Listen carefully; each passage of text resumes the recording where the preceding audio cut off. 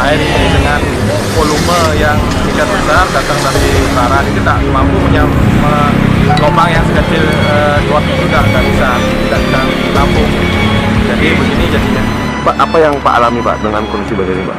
Ya, mengevakuasi keluarga ya, ini pertama kali saya sampai memutuskan untuk evakuasi, berarti sudah kondisi parah nih Pak. Sudah tidak bisa berkata lagi, saya hanya menyelamatkan barang-barang yang ada di rumah saja.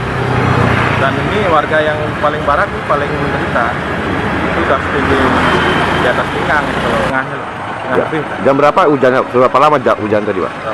Hujan sebentar, tidak sampai 2 jam. Tapi ya deras ya. Ini kan belum Imlek Pak. Iya, iya. Jadi ini akan berlanjut seperti ini, saya khawatir ini.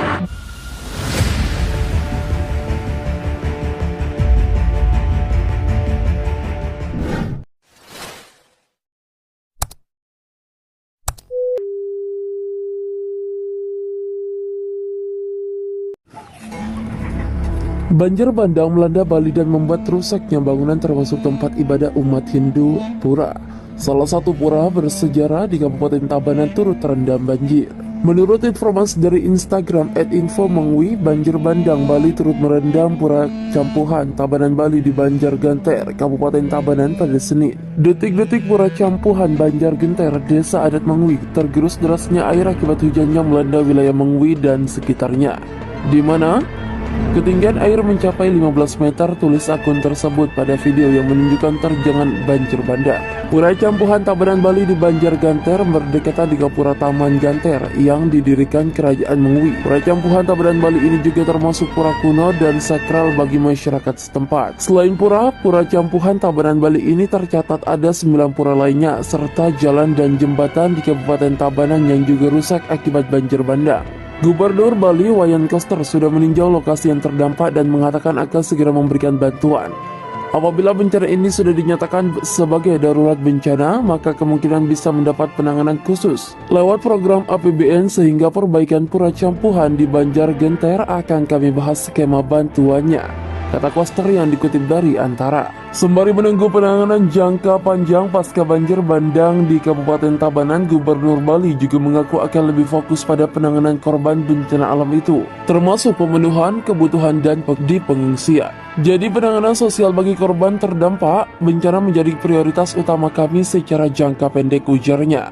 Informasi yang dihimpun dari Antara dalam skema penanganan dampak bencana, pendanaan akan bersumber dari APBD Kabupaten, APBD Provinsi, dan APBD Badan Penanggulangan Bencana Nasional. Wahana Lingkungan Hidup Indonesia Bali menyoroti bencana banjir dan longsor di sejumlah wilayah di Pulau Bali, terutama di Kabupaten Karangasem dan Kabupaten Jembrana. Mereka menilai bencana itu merupakan akibat dari alih fungsi lahan yang terjadi di Pulau Dewata. Jadi, adanya bencana akhir-akhir yang sangat besar menimpa Jembrana dan Karangasem itu, menurut hemat kami, ditengarai alih fungsi lahan yang signifikan yang disebabkan oleh salah satunya adalah pembangunan infrastruktur yang atraktif terhadap lingkungan, kata Direktur Eksekutif Walhi Bali Made Krisna Dinata alias Bukisdi dan Pasar Selasa.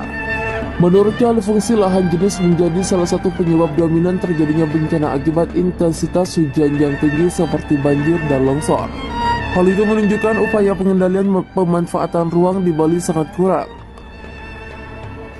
Selain itu, sedikitnya vegetasi di dataran tinggi atau lahan curam juga turut menjadi penyebab. Sawah berkurang. Alih fungsi lahan juga memberi efek domino pada perubahan iklim. Suhu permukaan bumi akan naik dan curah hujan meningkat di berbagai lokasi. Salah satu ekosistem yang berkontribusi untuk mengurangi dampak perubahan iklim adalah melindungi hutan mangrove. Made Krisna Dinata juga menyoroti berkurangnya keberadaan sawah yang memiliki sistem irigasi pengaturan air, yakni subak.